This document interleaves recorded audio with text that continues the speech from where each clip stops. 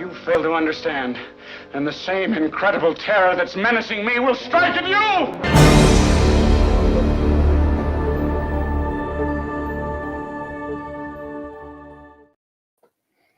Hey guys, thanks for stopping by. We're doing this, so gather around. I have a little story for you. Let me see. We got a few people in here. I'm just going to kind of tread some water while we give folks a chance to show up.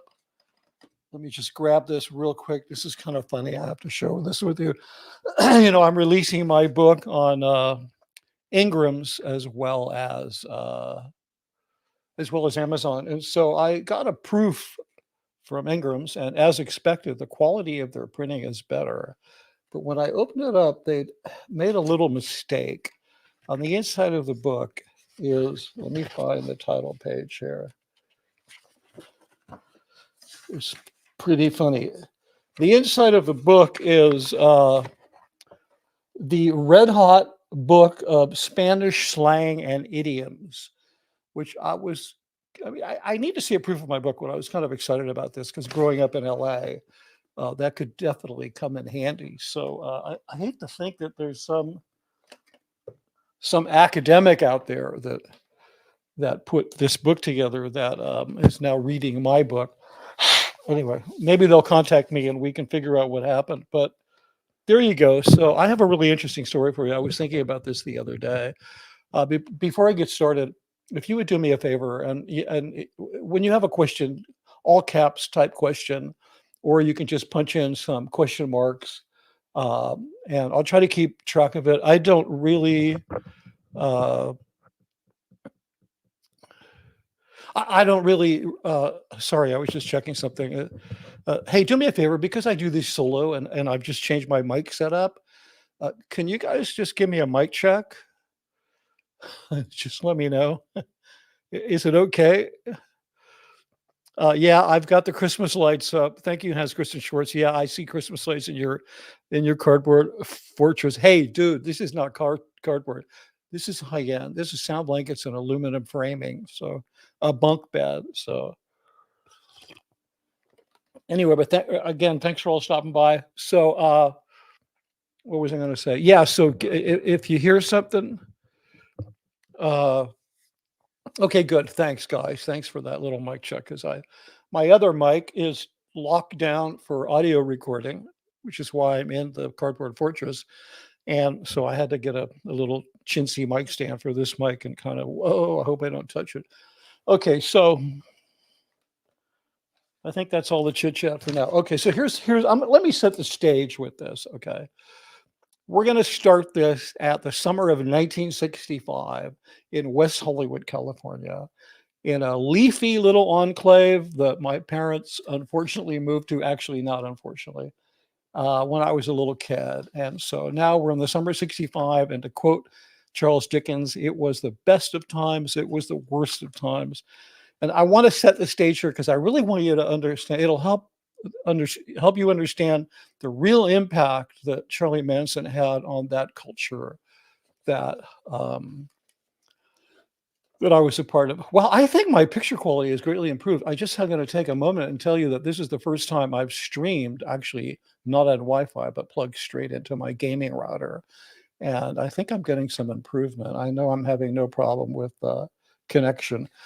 So anyway, here we are. I grew up in Laurel Canyon, which I meant to bring, there's a book called Laurel Canyon, America's Most Outrageous or something, rock and roll neighborhood. I meant to bring the book up and show you guys. I'll pull it up later on Amazon. So you've probably heard of Laurel Canyon. It's been featured in movies and documentaries.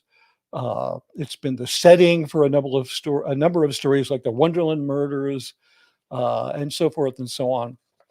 When I was 15 years old, I talked my father into getting me a motorcycle. He never should have done it, because you could ride a motorcycle legally when you were 15, but you couldn't have passengers unless they were over 18, and you could only ride during daylight hours.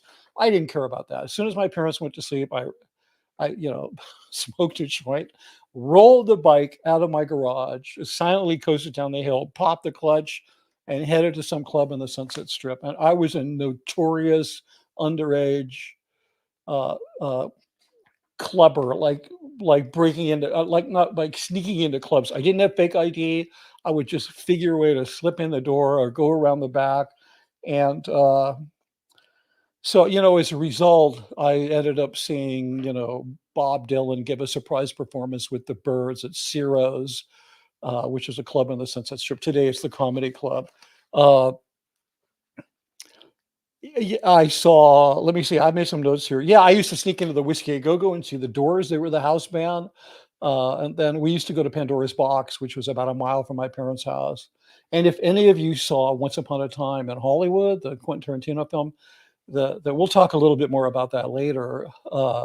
When the Brad Pitt character picked up one of the Manson girls in front of a club, that was Pandora's Box that he was depicting. It was torn down decades ago, and Tarantino had it on Cahuenga Boulevard, which was completely erroneous. He should have figured out a way to just not reveal where it was, but you could see where the path that Brad Pitt took, that it was on Cahuenga Boulevard. But so yeah, we used to hang out at Pandora's. They let you in when you were 15, so I didn't even have to sneak in there, and because it had been a beatnik coffee house, like with real, goatee, beret wearing, bongo playing, poem reading, like holdover from the 50s as club, and the Beach Boys were the house band. That was one of their first big gigs. Like they played there every Sunday night, and I had an interesting encounter there when I was 15 with Dennis Wilson. And we'll get back to that because that ties in with this whole Manson story. So also, if you have any, yeah, the blue lighting, thank you. Thank you. Here, let me just throw this up. Thank you, FYT 54321 blast off. Looking rather spiffy now with the blue lighting. Yeah, I threw a knob on my LED light. I thought I didn't need RGB lights, and I got them. And all you got to do is throw a knob. I can even do it on my phone. So anyway, yeah, I had this encounter with Dennis Wilson. We'll get back to that later. So, but you have to understand the scene. It was really an open scene. This was the late 60s. And everybody, like, you could hitchhike, people would pick you up. There were parties all the time. You go into a party and, people would have, they'd give you a tab of acid or you smoke a joint. And everybody sort of, it was like this, we were the counterculture. None of us were going to live past 35. Somehow I didn't learn that lesson. We were, protesting the war, burning our draft cards, burning our bras. I'm going to include myself in that, though I didn't have any. But you get the idea. I mean, you guys have heard about all this. I was a kid when this was happening. I was coming of age, and I was coming of age right in the middle of the whole thing. So I had quite a few interesting encounters. The climate of the times, it was the Vietnam War, turn on, tune in, drop out. You probably heard that saying, but that was actually a very accurate saying.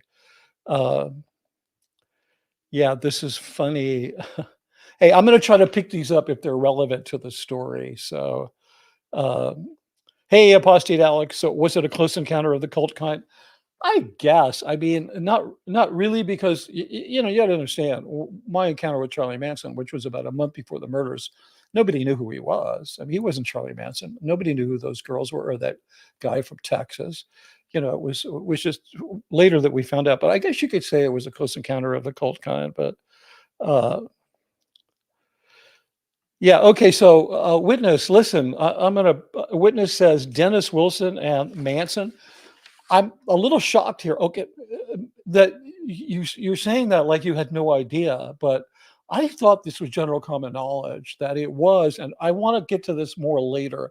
I want to kind of walk you through that era, but the scene in Once Upon a Time in Hollywood where the Brad Pitt character picks up a Manson girl, he was basically a proxy for Dennis Wilson. I liked that film. I hated it for 3 days because I thought it exploited the gruesome deaths of these three people and forever, traumatized one of our greatest filmmakers. Yes, and I know he was an essay, whatever, but we're not going to get into that.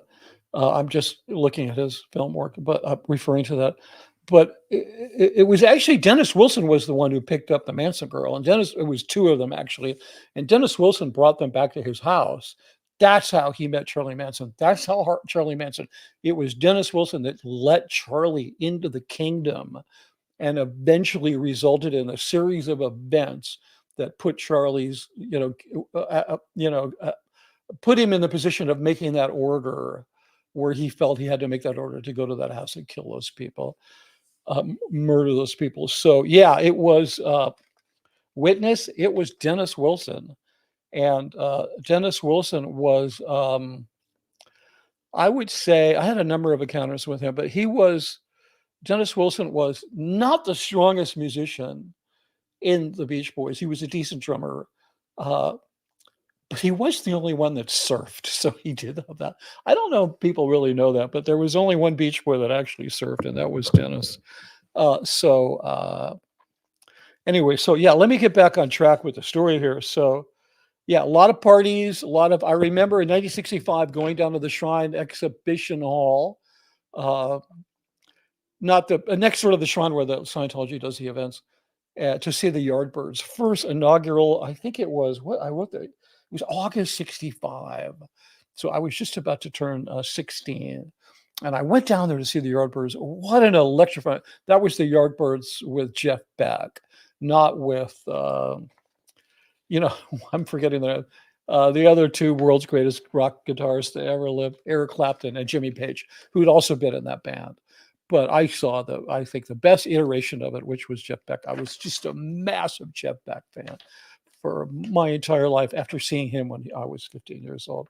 So, before there ever was a word after party, there were after parties after concerts. You'd go to a concert, and if you were sort of in with the right crowd, which I managed to always weasel myself into the situations, you could end up at an after party. And so after that Yardbirds show, they went up to some record producer's house, what we call a nosebleed house, because it's like on stilts in the Hollywood Hills, and it has like a jetliner view. And the altitude makes you feel like you're going to get a nosebleed. And they packed about 100 people in there after the concert. And I stood 4 feet from Jeff Beck and watched him play for 2 hours. And it was just electrifying. So I had all these experiences, some of them written about, but some of them are just like, how much can you actually name drop before people just call you out for it? But I was a kid, and that's what I was doing, sneaking my motorcycle out of the garage and clubbing and going to parties. So it was not that odd when one day now we're going to jump forward to the summer 69. That would be just the summer of the Manson murders. And it was not that odd when my late brother, and a friend of his were headed out to a party at Dennis Wilson's house first I have to tell you my Dennis Wilson encounter. Okay, so we used to go to Pandora's Box. We would walk down there from my parents' house. It was a mile away to the Sunset Strip. So, I mean, could you imagine growing up on the Sunset Strip in the 1960s? It was pretty amazing. When I was a little kid, it was like mobsters, and the whole place was run by the mafia, and it was all about, gossip columnists covering, movie stars on the Strip. And then all of a sudden I'm a teenager, and the mobsters and the movie stars are pretty much gone. And it's all record moguls and rock stars. So seeing that, it was like witnessing one of the most amazing sort of cultural changing of the guard, from mobsters and movie stars to record moguls and rock stars. And it was pretty amazing to watch. And when it's happening right in your neighborhood, you become involved in it, you become engaged in it. So we used to walk on Sunday nights. We'd walk down to Pandora's Box. We'd watch the Beach Boys, and they had a restroom in the basement, and they had these urinals, the kind that come up to your chest. And I remember standing there, and Dennis Wilson comes over, and he's really drunk. Dennis drank a lot. I think he unfortunately passed away when he fell off his boat in the marina where he was living. I think he was very intoxicated is what happened. He got drunk and he fell off the boat and he drowned. But Dennis liked to drink. And, we all wore like Levi's that we'd broken in by. We used to surf in our Levi's to get, the knees would get all scuffed up, and the salt water would bleach them in the sun. And so that whole look that you guys are sporting today, like, we invented it the hard way by surfing in our jeans. And I know this is a fact because years later I did TV ads for for Levi's, and the head creative director of Foot Cone Building in San Francisco, who handled the Levi's account, he did a lengthy interview with me about what did you guys do back in the 60s to get your jeans to even, and also the 50s, because we got it from guys in the 50s. Like when you bought a pair of 501s, you bought them 4 sizes too big, 4 inches too long. They were stiff as a board. And the way that you broke them in is you surfed in them and then you laid in the sun in them and they shrank to your body and they looked sexy. So, good luck trying to do that today. You can't even find those kind of 501s. You can find $300 jeans that try to emulate that, but they never will. The wax on your surfboard would collect sand. And then we used to knee paddle because we surfed on longer boards. And so the effect of the sandy wax rubbing against your jeans would wear out the knees prematurely. You've heard about like people today, they take jeans and they sand them and they do all kinds of crazy shit. We didn't do that. We just got a new pair of jeans and and so forth. Yeah. Okay. Hold on a second here. From Rexican Messler, she says, they say, I'd like your audiobook on Apple. Yeah, me too. I've got an email into Apple trying to get them to approve all my business documents, which they need to see. They take forever, but I'm waiting to set it up to Apple because they actually have a really good platform for books and audiobooks and ebooks. I mean, ebooks and audiobooks, but they don't know how to run it. They're just really messing it up. Okay, sorry about that.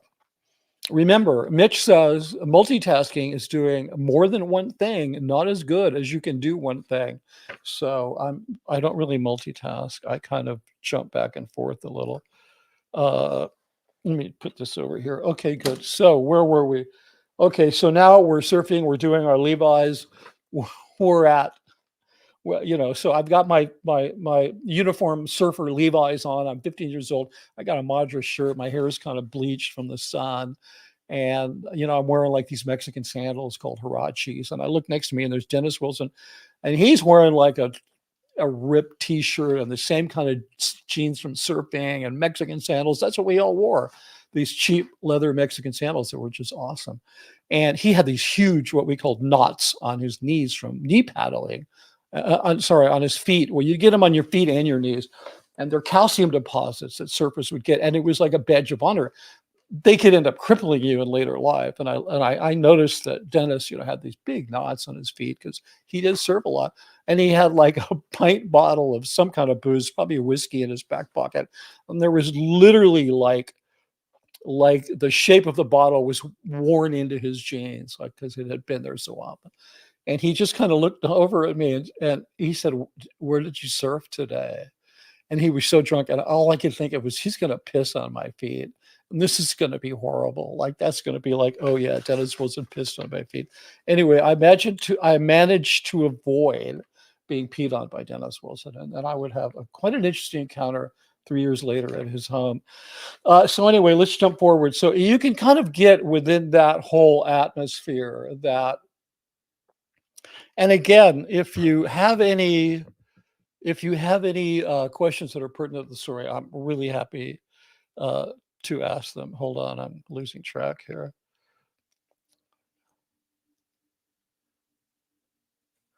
Okay, cool. So it was not a big surprise when my late brother and his buddy were on their way to a party at Dennis Wilson's. And it's like, okay, 'cause it was kind of like, if you knew about the party, you were invited. That was your invite. Just the fact that you knew about it. It wasn't like, oh, let's go crash the party. It was because things were very free and very open. Charlie Manson is the person who really destroyed that single-handedly, that whole spirit. Anyway, so we headed out into Brentwood. As you're familiar with Los Angeles, if you're going to drive out to the beach on Sunset Boulevard, right around when you hit the Will Rogers, the polo fields, that's part of Will Rogers State Park. When you hit that, right in that big curve there on the south side, is this fabulous multi-acre estate that's kind of a neo log cabiny, kind of rustic compound. It's really beautiful. It's been restored. Somebody lives there. There was a very good documentary, best one I've seen it played on Encore, about Charlie Manson, and they did a lot of interviews at Dennis Wilson's house. So we show up there, and as we show up, as we pull in the gate, because the gate's just open, whoever knew about the party showing up. The place is a madhouse, and there's a school bus there, painted kind of like a Ken Kesey, Merry Pranksters kind of deal, if you're familiar with Ken Kesey. And, that was kind of a thing back then, hippie bus, painted psychedelic colors. So we pull in there, and my brother's friend says, oh, yeah, because he knew Dennis and blah, blah, blah. And he was more familiar with the scene. And I think it was actually his invite, and that he was bringing us along. I was just tagging along as a kid. See, this would have been, the murders were in August of 69. This was summer of 69. So I hadn't turned 19 yet. And this was probably June or July, because it was a month or two before the murders. So my brother's friend says, yeah, there's this guy living here, a really weird guy. And he's like living here with some girls. Oh, okay. It was no big deal. And so we're like bopping around. I'm a little starstruck because I'm like, wow, Dennis Wilson has really made it since his days of, being the house band at the club near my house. So we're bopping around because, this is like a rock star's house. The Beach Boys were pretty big in 69. And I walked into this room, the guy I was with, my brother's friend, he and I exploring the house. We walk into this room. Usually when you walk into a room and there's some people in there, somebody hands you a joint, they start talking to you. Everybody's like in a great mood. It's a party. But the air in this room was utterly dead. And we walked in there, and there was Charlie Manson. I didn't know it. There was a guy with long hair and sharp black eyes. And he was sitting in a big overstuffed chair in one of the many bedrooms. And sitting next to him on the bed was Susan Atkins and what's her name? You got to get. I recognize these people later: Leslie Van Houten, Susan Atkins, and then I felt some presence over on my right, and I looked over, and it was Tex Watson, and they're all in the bedroom hanging out. I don't know if you ever know the feeling of walking into a room and all of a sudden everybody shuts up and looks at you, and you just get the distinct feeling you are not supposed to be here. Now imagine that on steroids. And the feeling in that room, it was like some kind of electricity weight. It was so intense that I remember it so long ago, and not just because it was Charlie Manson. I specifically remember the visceral feel of it. It was like pure evil. They all looked at us, and the look was like, you're in the wrong place. You need to back out. And so we just slowly backed out of the room. We're like, okay, cool guys, right? So anyway, the party went on. We never thought anything of it. We were just thinking that guy was an a-hole, and what the hell was that all about? And then I had been in this band. Okay, so anyway, I was in this band. Let me see. I think I have a picture of myself. You guys are going to get a kick out of this. This is like, I don't think anybody's ever seen this.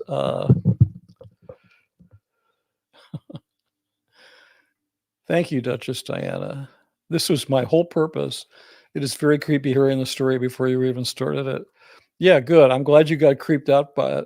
Oh, by the way, that picture I put up there in the thumbnail, I think some of you have seen it. That was actually in 72. So that happened a few years after the murders.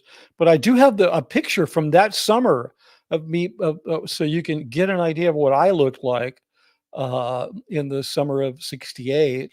Or 69 rather. Here it is right here. This is me. That's me on the left. I was a really skinny kid, and I was playing bass in a band. The guy in the middle is a guy named Paul Barrere. We grew up together. I knew him since I was 8 years old. He went on to be in a band, you may have heard of it, called Little Feat. And when the founder of that band died, Paul took over. He was kind of the lead singer, lead guitarist of the band, a very talented guy. We were dear, dear friends forever. Unfortunately, he passed away a few years ago. But anyway, this is us rehearsing in the backyard of my parents' house. And you can see we pushed the ping pong table away. This was a thing in Laurel Canyon. I mean, we used to hear like the Birds, not that we were the Birds, but we used to hear bands like the Birds, like rehearsing. There was a lot of music in the canyon. Uh, so anyway, that'll give you an idea. So that's what I look like. Okay. So, and I want you to keep in mind that because the any one of the three of us, if that look was you were like profiled. If you had this kind of look, I mean, I'm a skinny kid. I got long hair. My hair was not nearly as long here as I normally had it. And you're wearing like, I'm happy to say we didn't wear a bell bottom. See, we were still wearing like our surfer jeans, which were like pegged to 501 Levi's. So we weren't into the whole hippie bell bottom thing. But nonetheless, any kid that age with long hair was looked at by the establishment. Oh, you're like the next psycho killer. You're like the next kid who's gonna like, chop some family up.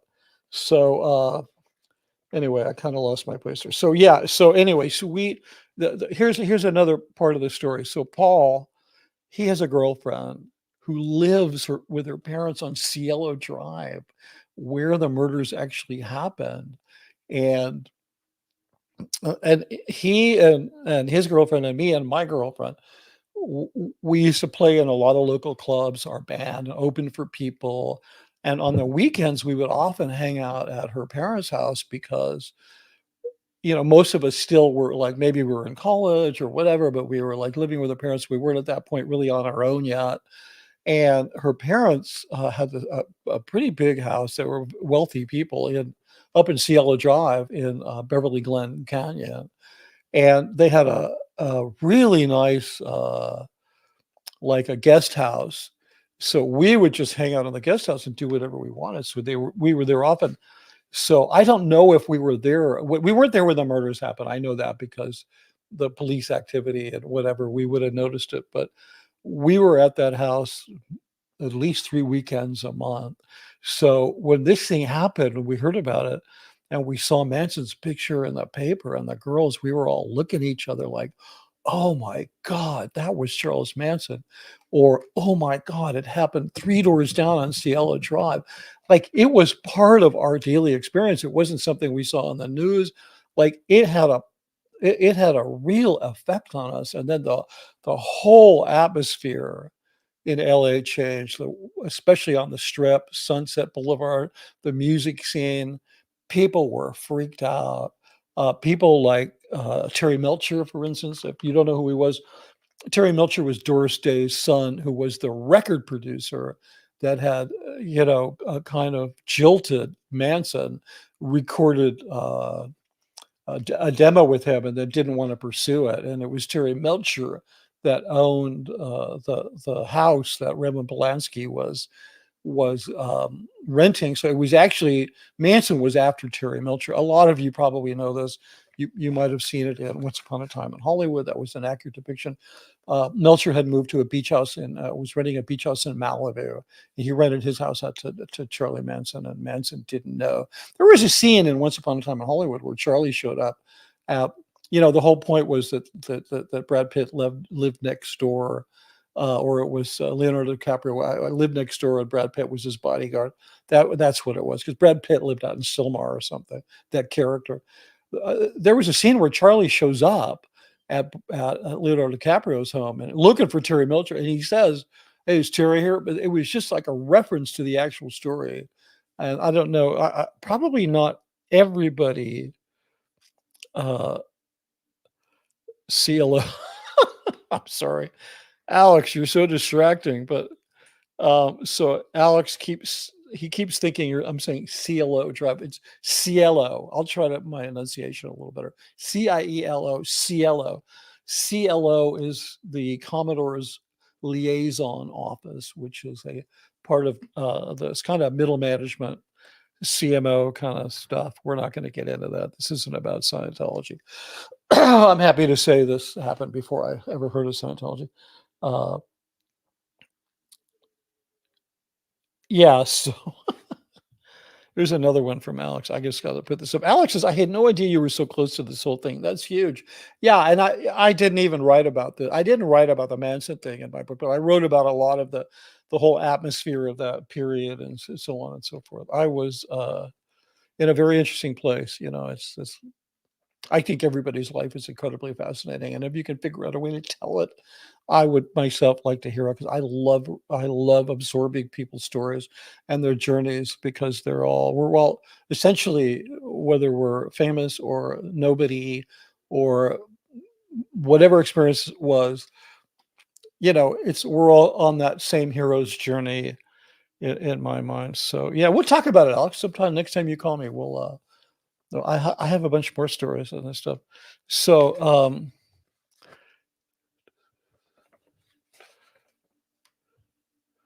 oh, thanks. Yeah, philosophy said it's really interesting to hear about this time from someone who was there. You look really cool in those photos. Thank you very much. I appreciate that. It was just one photo. I'm going to see if I can find some more. I do have some other photos from the period, but I've lost so much stuff because I didn't think it was important. Yeah, I mean, because I came from a family of photo. I came from like a photocentric family. My father was an architect. He used photography in his work. He was a very good photographer. My older brother was a fashion photographer, was very successful for a time. Uh, and so we kind of grew up doing photography. We always had a dark room in our house. And ever since I was a teen, I mean, I had pictures I took at parties and I had pictures I took of people that I later looked at them and I went, wow, that's Jimmy Page, you know, stuff like that. Like I had no idea. But unfortunately, I lost it all.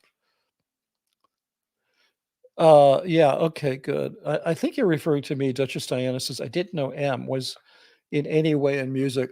Yeah, I think M is Mitch. Maybe I'll just start being M. Yeah, I was when I was a kid. And it was when I was a teenager into my 20s. And it was really drugs that chased me out of music. And I was always into art and music, art and music, art and music.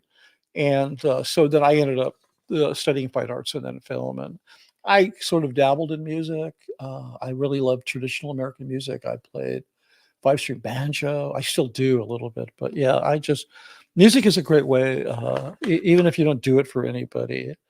Um, it's a great way of sort of settling your emotions. I mean, it's just one of the most amazing things you can do. Yeah, so Inappropriate Heifer says Manson thought he was a musician and an actor and a god. He did, and he wasn't a horrible musician. I was talking, if you've ever heard his demo, it's decent. It's better than most people's demo. I worked with a really gifted music producer at Gold who unfortunately he passed away a few years ago. A guy named Tim Boyle, great guy. He ran the music mixing department at Paramount Pictures for about 20 years and he'd worked with everybody from Keith Richards to you name Jackson Brown, tons of people, and he really knew that scene. And I was talking to him. I don't know why we were talking one day about Manson, the musician, and he said, "Well, Charlie, he could sing in key. Not everybody can do that, but that's the thing that he could do. He could actually sing in key, and if you can sing in key, you can actually fake your way into being a singer."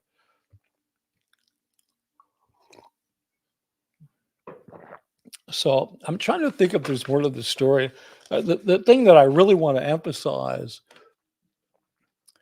the degree to which the whole era of peace, love, understanding, that sense of community, that sense of counterculture, that sense of we were going to change the world, it stopped dead the day that those murders were discovered.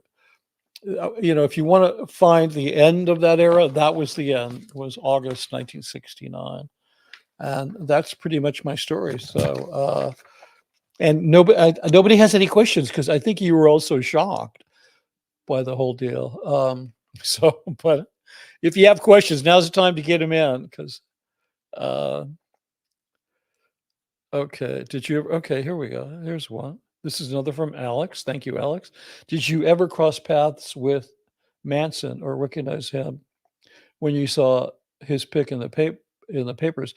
No, because he was in jail. Once his pic was in the papers, he was not a free man for the rest of his life. So there wouldn't have been any way that I could do that. Yeah, thanks, guys. Smash that like button. And before I forget to tell you, Thank you very much if you've subscribed. I really appreciate it. Um, this is the season for giving, and I do need help keeping this channel supported. So, if you can always head on over to the merch store. I've got some really, there's some lovely art associated with my book, and I've managed to turn a lot of it into merch. People have been pretty happy with that. You can do that.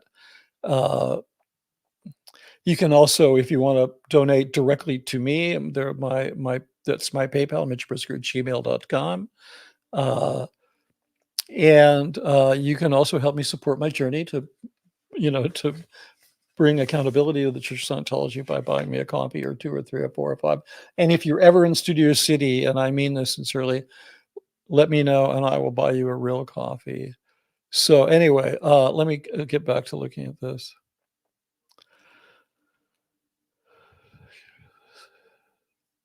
Let me see. I got a lot of great comments here. A free zone bone fun. You didn't rename yourself Free Zone Bone Phone, aka COB Bell says, Mitch got me California dreaming. Come on out. We'll share some dreams.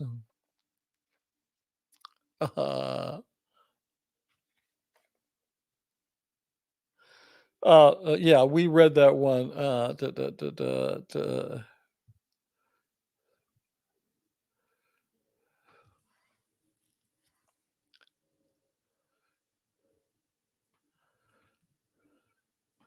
Question. Here we go. This is from Russ T. Question. Cielo Drive. Cielo means sky in Spanish. Well, that would make a lot of sense because Cielo Drive is up in what's it called? Beverly Glen Canyon, one of the very tony, expensive canyons that are just to the west of Laurel Canyon. And it has like a skyline view. It has a view all the way to the ocean. So that would make sense. Terry Melcher owned the house on Cielo. That's right. Yeah, the Brad Pitt character lived behind the Sepulveda drive-in. I forgot my question. That's great. Yeah, I think I corrected that earlier that it was he worked. They were best friends in the movie. The characters, the actor and his stuntman, and I thought it was a great proxy. Like I said, I didn't like the film. I didn't mean this to be a review of Once Upon a Time in Hollywood. Uh, I think Tarantino has done seminal movies. I think he's made a massive contribution to the field. I've liked almost all of his films. Some of them I just like less, but this one I was fuming when I walked out of. I was like, I felt like he had really taken advantage of these people dying. Like I sort of imagined Roman Polanski watching it and thinking, no, that's not what happened. There it goes again. And then I thought about it for 3 days and I remembered, why do you hate this movie? It's called Once Upon a Time. It's a fantasy. It's not what happened that day. So then I sort of revisited the film as a fantasy based on what happened. And I forgot my answer. So anyway, thanks for that question. When you remember it, stick it up there. Hold on 1 second. Okay. This is from Boda29. Thanks for the super chat. Mitch, you would probably like Chaos by Tom O'Neill. I'll definitely check it out. I've not heard of it, but I will definitely check it out. I'm assuming it's a book.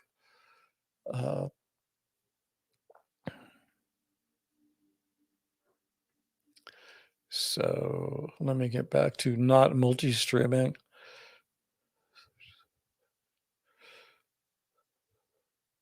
Oh yeah, this is a good one. This is fun. I'm glad you brought this up, Witness. That era is so interesting. I've always been interested in the murder of Stompanato by Lana Turner's daughter. That's a fascinating story. I'm going to suggest you read, if you haven't, Hollywood Babylon, the book by Kenneth Anger, who was a 60s counterculture filmmaker who was very angry with the way he was treated in Hollywood. And his revenge was to write this amazing book about all the crazy murders that had happened in Hollywood, going all the way back to the Fatty Arbuckle scandal, which happened in the silent period, where Fatty Arbuckle had caused a young starlet to unalive by using a certain orifice of her body to change the temperature of a Coca-Cola. It's really a disgusting story. I'm not going to get into the details. It's a true story. It actually did happen. There was a trial. I think he was acquitted of murder. But this book, it's got all the stories in it. It's got everything. If you're really into, there's two volumes of it, Hollywood Babylon 1, Hollywood Babylon 2. I think, what's his name? Damien, what's his name? Named that film he did, Babylon, which I was apparently the only person that liked it, but I really liked that film. He named it Babylon, I think, because he was inspired by Kenneth Anger's Hollywood Babylon.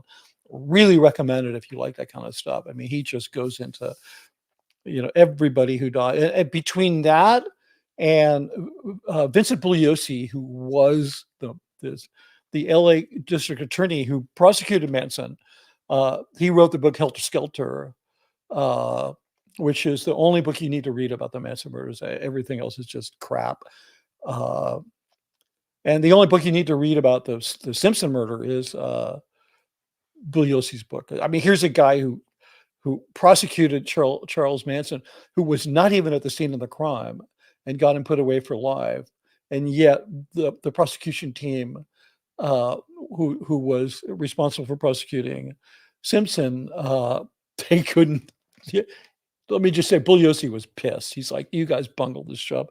But he also, then there's another book, and I can't think of the name of it.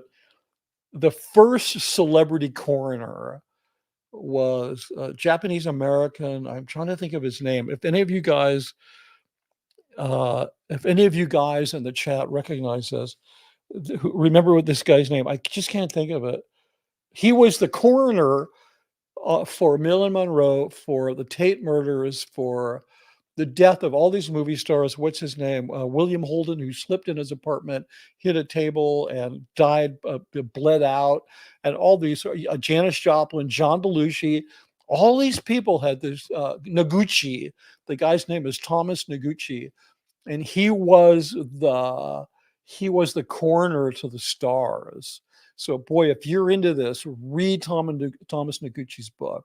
He admitted that he used to have and Robert Kennedy, the assassination, he did that autopsy. So this guy is like, if you're into like crime stuff, you read Noguchi's book, read Bugliosi's book, and Helter Skelter, and read my book, because it's about a criminal organization called Scientology, which is it's a global crime, and it's going on right now in real time.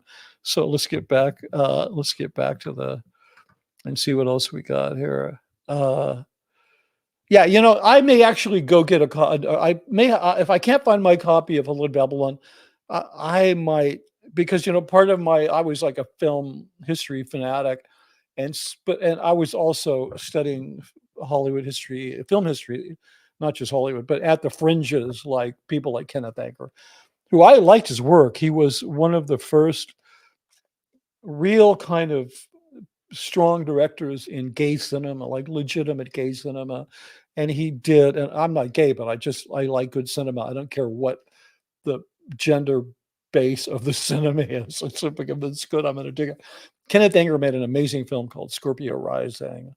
That if you can ever find it, I recommend it. So yeah, maybe I'll do some content on that whole Hollywood Babylon thing, because it's great stuff. And it's like, it's like, it's inappropriate heifer. It's Helter Skelter is a great book.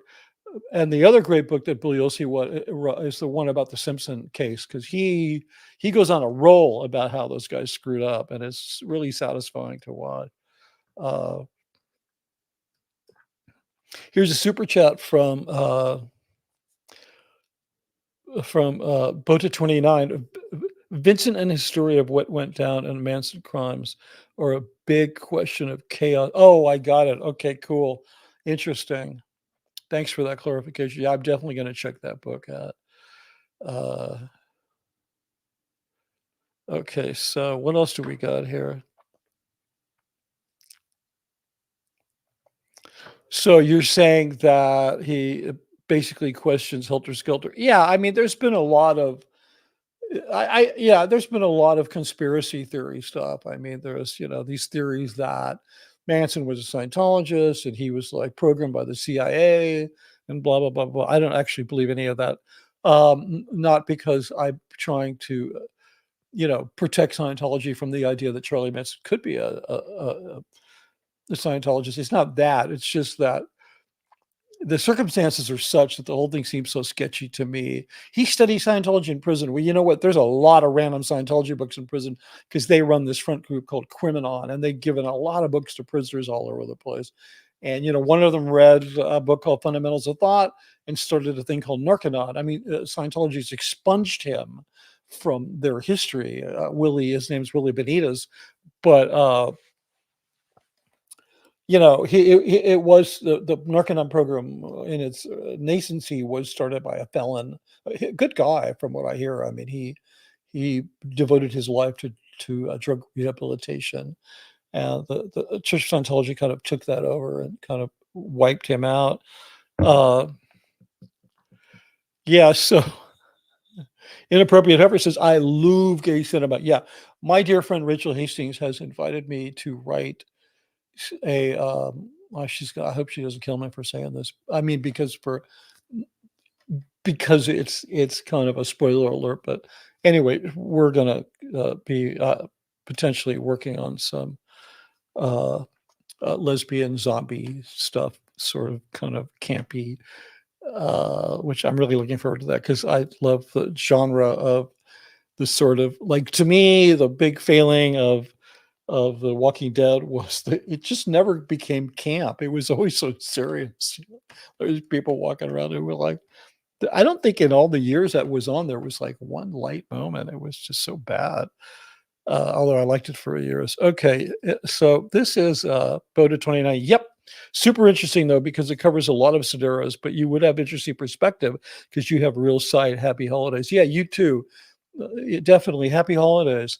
Um, yeah, I just think that it's one of these sort of conspiracies. It just had to happen because, hey, there's a Scientology book and Manson wrote a Scientology book, and then people's imagination just gets caught away. But apparently, some people are really serious about this whole thing.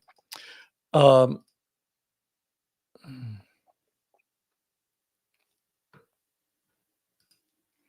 yeah, Russ T says Vincent Bugliosi also wrote a book about Lee Harvey Oswald.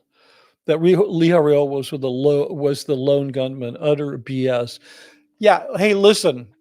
One of my favorite authors is a guy named Tom DeLillo. He's considered to be one of the most important literary figures of the last, whatever, 50 years. I don't know. He wrote the book White Noise that Noah Baumbach butchered and made into a movie. I don't dislike his work, but I don't agree with what he did. I thought his movie was unrecognizable. White Noise is one of my favorite books, but Don DeLillo wrote, and if you've never read him, I'm telling you, read a Don DeLillo book because this guy he gets like uh, awards from the Irish British Society, that kind of stuff.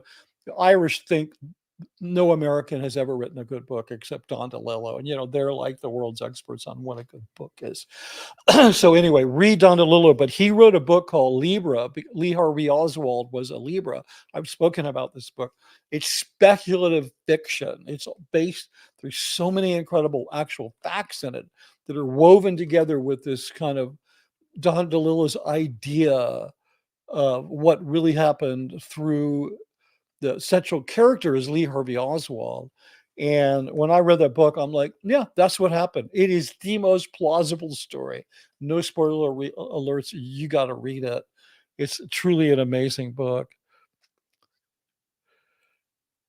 So let me see. Let me just take a look here.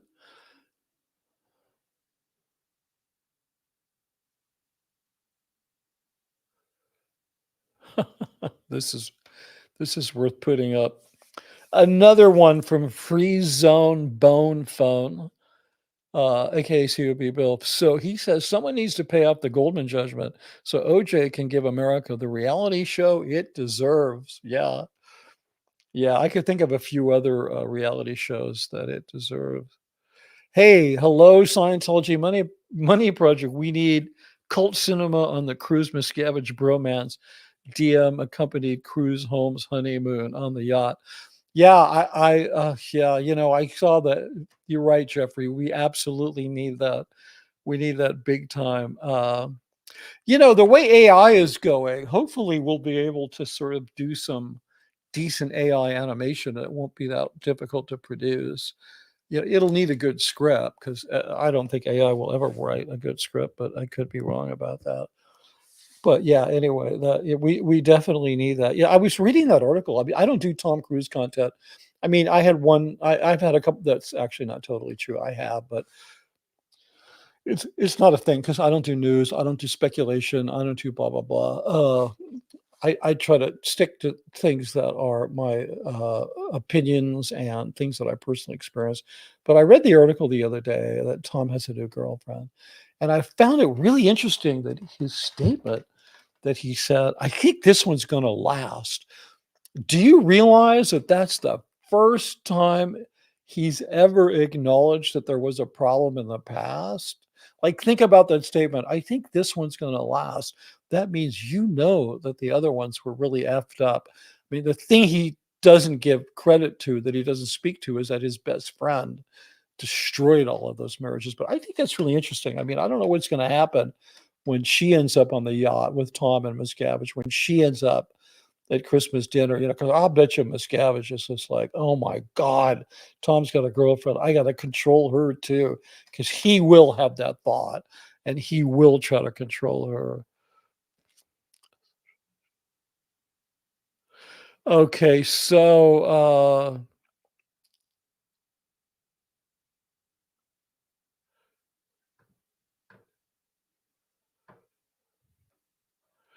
what does this mean? Does anybody, philosophy, has anyone else seen the research that shows the majority of serial killers are 4-star signs?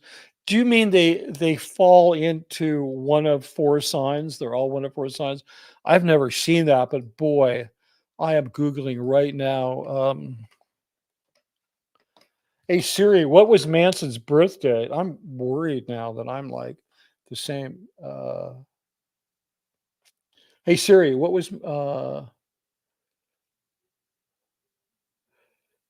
Charles? Hey Siri, what was Charles Manson's birthday? Okay, he was in November. He's a Scorpio. Oh, thank God. So I was worried there that so that must be one of the 4, I guess. Is that right? Although he wasn't actually a serial killer. So but that's a really interesting comment. I had not heard that. Oh, okay. Here it is. Sorry, here we go. Virgo, Virgos are the most common. They're so picky.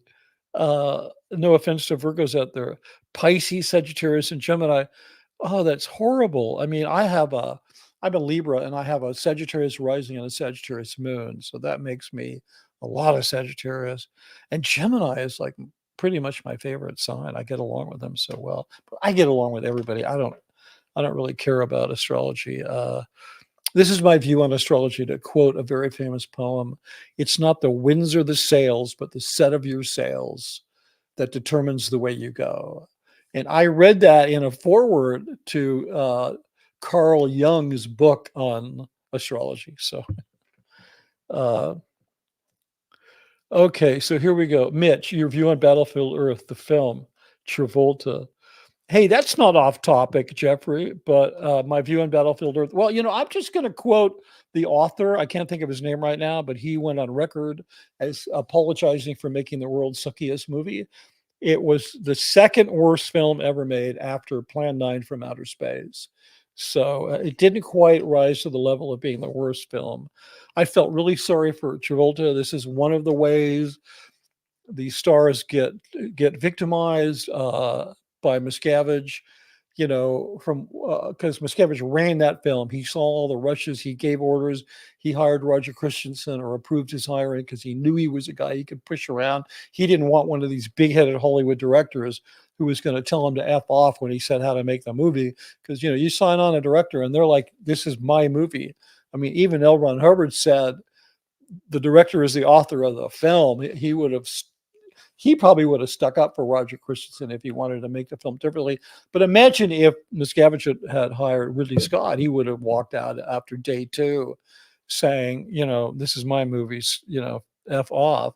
So I heard that at the end of the day that Miscavige, while he was the one really determining how the film would go, he then turned around and blamed Miscavige. Blamed Travolta. It might be one of the reasons.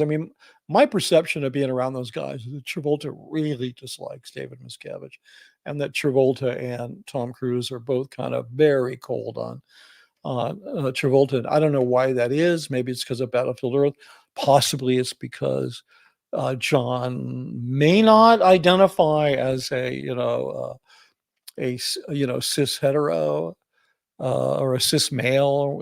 He may identify otherwise, and those two guys definitely don't like that stuff. So that's kind of my viewpoint on it, Jeffrey. And thanks for being here, and thanks for asking.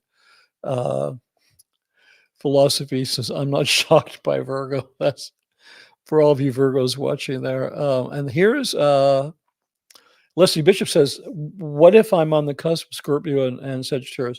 Well, that means you're probably going to, I don't know. That's a setup for a joke that I don't have a punchline for. Thanks. So what do we got here? I'm like now going all real. Guys, I'm a Capricorn. I'm safe.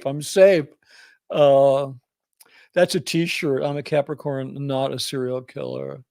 Yeah, when you look at that's interesting that they fall into those four, but when you look at the numbers, there's 8 billion people on Earth. So the chances of that not being true are so tremendous. It's weird they fall into four. Really weird. But there's this paradox. I wish I could remember. It's called the birthday paradox. You guys ever hear of it? It's basically this paradox that says if a certain number of people are in a line, I forget how many it is, 100 people are in a line, there's going to be an inordinate number of people that have the same birthday. It's always going to happen. So there's sort of rule of distribution that makes things seem like there's some hidden causality, but it's actually just the nature of randomness, if you understand that. So maybe we can kiss it off to that.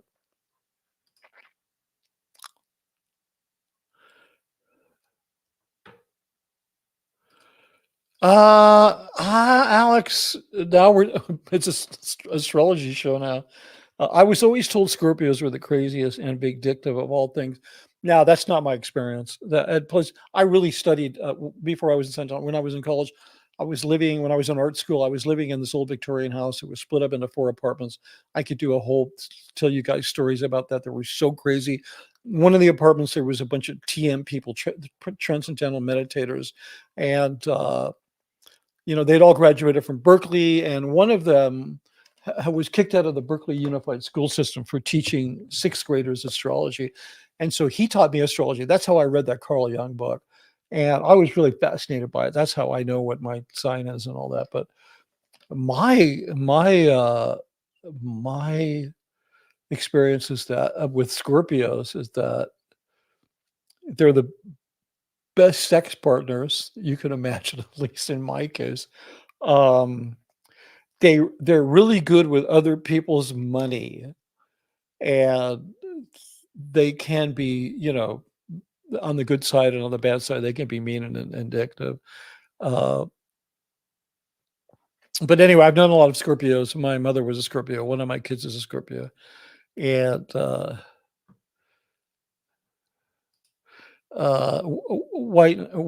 whiteness. I'm so sorry about that.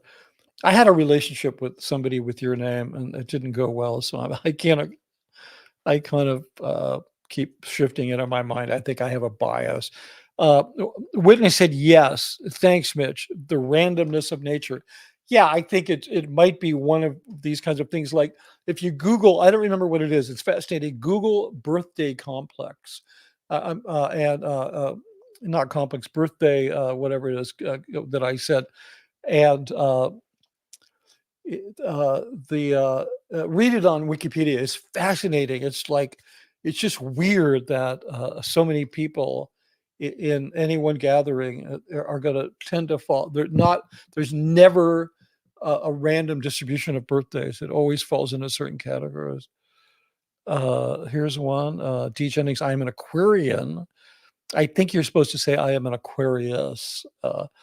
I've seen so many signs. I was born on the first and in 61 in Nova Scotia. What a blessing I am. There you go.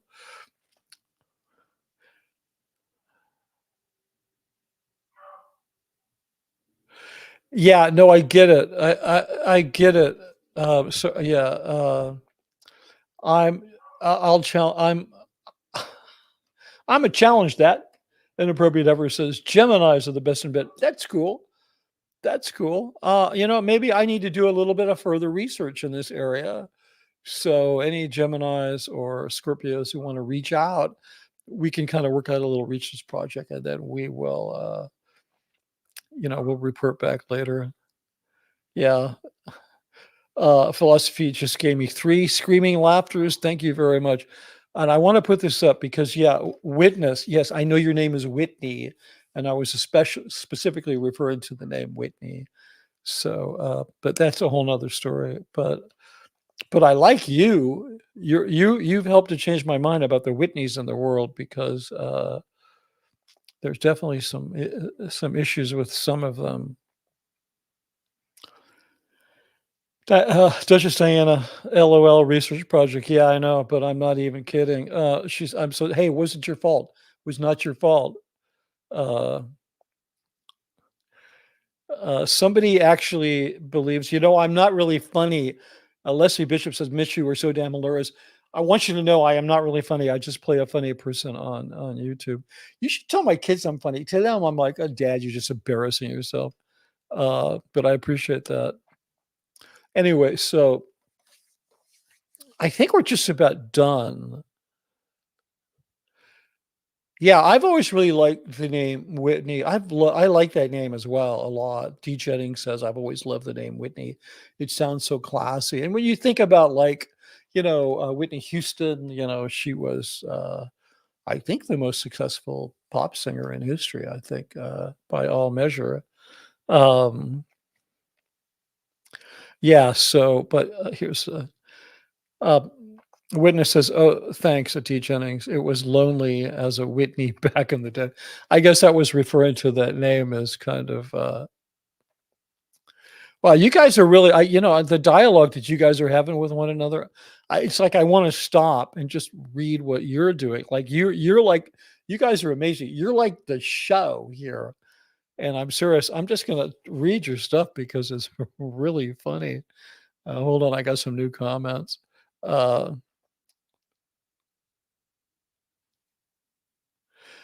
Yeah, I agree. I actually thought Whitney says she's a bit older than me. Whitney Houston, super great woman. You mean older than you when she passed away, or she's born before you were born? Whichever. I think you mean born before she was born. I don't know if you watched that film, the biopic on her. I thought it was really good. I mean, I thought they did a really good job of capturing her. Okay, so Apostate Alex says, you sure you're not a Scorpio, Mitch? Because you're killing me with this."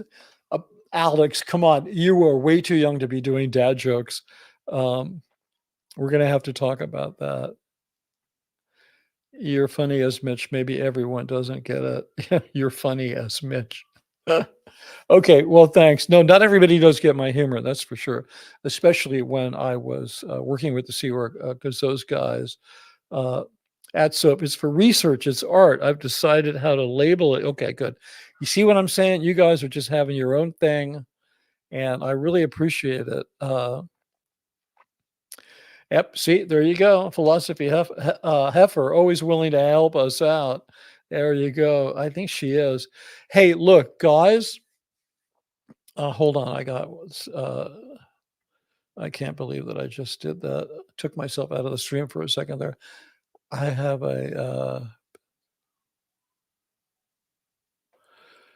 okay, fantastic. Okay, look, I'm going to bring this to a controlled landing now because we've gone for an hour and I'm trying to discipline myself to keep these things relatively short.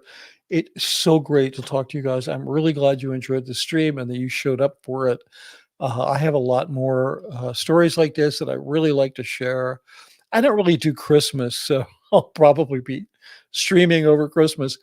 You know, there's maybe going to be a lack of stuff that people are doing. So again, I'm just going, but I'm going to be around and I'm going to do some stuff, even if it's just silly like this one. So I'm going to just remind you guys again, there's this, you can buy me a coffee. You can go to my merch store. I know you're not going to get it for Christmas, but there's the artwork. I think it's really lovely. The artist who did it is terrifically talented. And again, I want to say thank you for subscribing. And my PayPal is in my show notes if you'd like to contribute that way.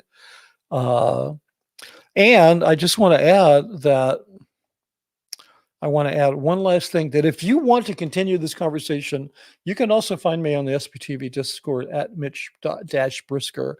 And so if you go on there and you have questions or whatever, I might even be on there, and then we can just carry the whole thing on. Oh, I got it. Okay, thanks for clarifying. I want to put this up. Okay, Diana Dutch said I'll be around, but hold on, where is it? Here it is. Okay, so philosophy says, Mitch, sorry, I'm a Kiwi. We say as funny. Oh, thanks for letting me know you're Kiwi. I love Kiwis. I mean, I like the fruit and I like the people. They're like Australians with a nice sense of humor instead of a bitchy one. So, and that's nothing against Australians. I really like their bitchy sense of humor sometimes. Some saints that philosophy, I'm beached as. That's funny. Okay. Okay. So that's it for us. But like I said, we can continue this in the Discord. I got to get off. I got to let Weston out of his crate. And speaking of Weston, let's all say hi to Weston, and I'll see you guys soon. I really thank you for dropping by.